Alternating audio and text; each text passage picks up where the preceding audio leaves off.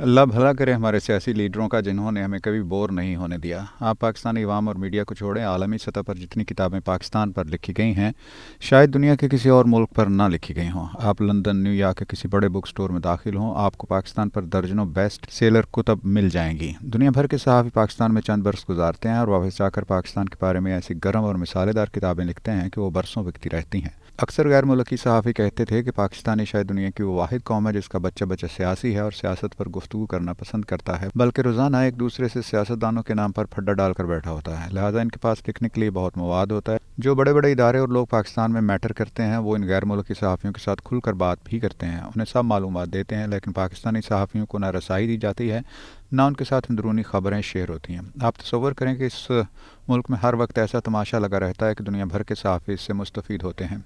TV channels आम होने के बाद तो रोज़ाना की बुनियाद पर कोई ख़बर या स्कैंडल दरकार होता था, और यूँ ख़बरें या स्कैंडल ब्रेक करने की ऐसी दौड़ लगी जो तेज़ से तेज़ तर होती गई। शुरू में तो इन ख़बरों का लोगों और हुक्मरानों पर कुछ न कुछ असर होता था, लेकिन जूँ जूँ चैनल्स और ख़बरों की तादाद बढ़ती गई तो तू ये ख़बरें अपना असर खोती गईं। अब कोई ख़बर ऐसी न थी जो लोगों के दिलो दिमाग पर ज़्यादा देर तक असर रखती।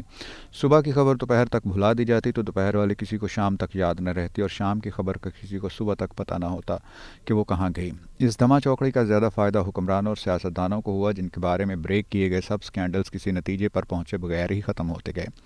फिर बड़े चोर और छोटे चोरों के दरमियान मुकाबला शुरू हो गया, और अवाम खुद ब खुद इस रंग में ढलते गए कि अगर मेरा लीडर चोर है तो तुम्हारा कौन सा साथ है। लीडर करप्शन कर रहे थे और अवाम उनका दफ़ा। ऐसे अवाम दुनिया में कहाँ मिलेंगे जो लीडरों से हिसाब किताब या उनसे उनकी हरकतों या फ़ैसलों की जवाबदेही करने की बजाय उल्टा उनका दिफा करने लग जाते हैं। अब पीटीआई के हामियों को बड़ी फ़िक्र है कि ख़ावर मानिका के इंटरव्यू के बाद शायद इमरान खान की मकबूलियत में कोई कमी हो जाएगी या शायद उनका इमेज ख़राब होगा।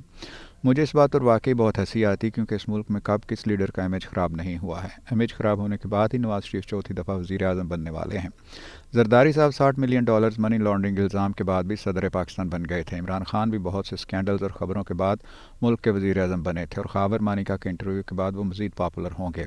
ट्विटर पर जब ये बहस व मुबाहसा बढ़ा और खान साहब के हामियों ने खान साहब के अपने या उनके तर्जुमानों के जवाब का इंतज़ार किए बगैर खुद ही इस सूरत हाल का जवाब तलाश करना शुरू कर दिया, तो मैंने भी इस इशू पर ट्वीट कर दिया कि ख़ावर मानिका के इंकशाफात से खान के हामियों को अगर ये लग रहा है कि उनके महबूब लीडर को बहुत बड़ा सियासी या ज़ाती नुकसान हो जाएगा तो वो तसल्ली रखें।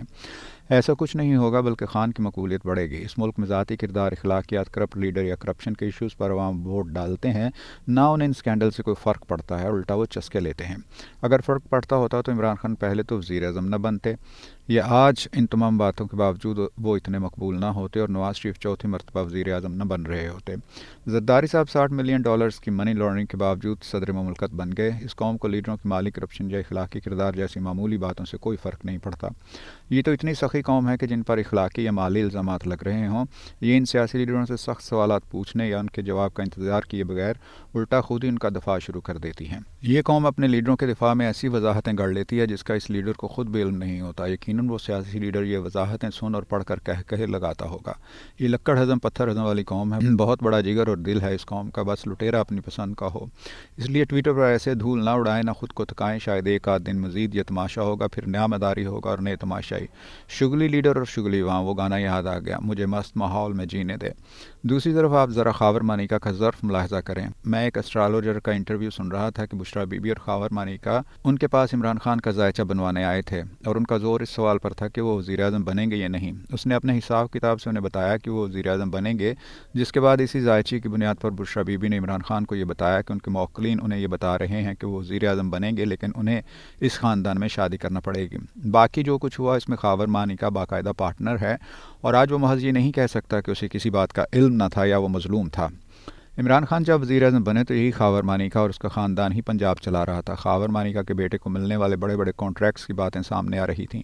ख़ावर मानिका तो इतना पावरफुल हो चुका था कि एक मरतबा उसको पेट्रोलिंग पुलिस ने एक नाके पर रोका तो उसके मुसल्लह गार्ड्स ने उन पर बंदूकें तान लीं। इस पर बाकायदा DPO और RPO शारक कमाल की लाहौर में पेशी कराई गई। शारक कमाल की इंक्वायरी वज़ीर आला हाउस में उस्मान बुज़दार की मौजूदगी में अहसन जमील गुज्जर ने की, और शारक जमाल को रगड़ा लगाया, जिसे ये जुर्रत न हुई कि वो इंक्वायरी कराने की बजाय उठकर वहाँ से चला ही जाता। वही अफसर फिर ख़ावर मानिका के डेरे पर उसे मनाने जाता है ताकि अपनी नौकरी बचा सके। ये सब काम ख़ावर मानिका करा रहा था।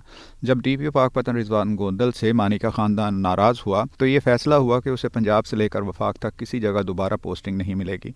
जब साबिक DG ایف آئی اے بشیر میمن نے رضوان گوندل کو ایف آئی اے میں پوسٹنگ دی تو یہی مانی کا ان سے لڑنے ان کے دفتر پہنچ گیا کہ اسے کیسے وہاں لگایا گیا۔ بشیر میمن کے دفتر سے وہ سیدھا وزیر اعظم ہاؤس گیا اور بالآخر رضوان گوندل کو ایف آئی اے سے بھی ہٹوا دیا۔ عمران خان، بشرا بی بی اور بلتار کے اقتدار کے سارے مزے لوٹنے کے بعد آج خاور مانی کا مظلوم بن گیا ہے۔ خواجہ آصف کا وہی جملہ یاد آتا ہے جو انہوں نے تحریک انصاف کے ایم این ایز کو اسمبلیوں سے دھرنے کے دنوں میں استعفیٰ دینے کے بعد واپس آنے پر کہا تھا کہ کچھ شرم ہوتی ہے، کچھ حیا ہوتی ہے، کچھ گریس ہوتی ہے۔ عمران خان اور خاور مانی کا جو ایک دوسرے کا دفاع کرتے تھے اور ایک دوسرے کو فرشتہ ثابت کرتے تھے، وہ اب ایک دوسرے کو تانے دینے تک کے بھی قابل نہیں رہے۔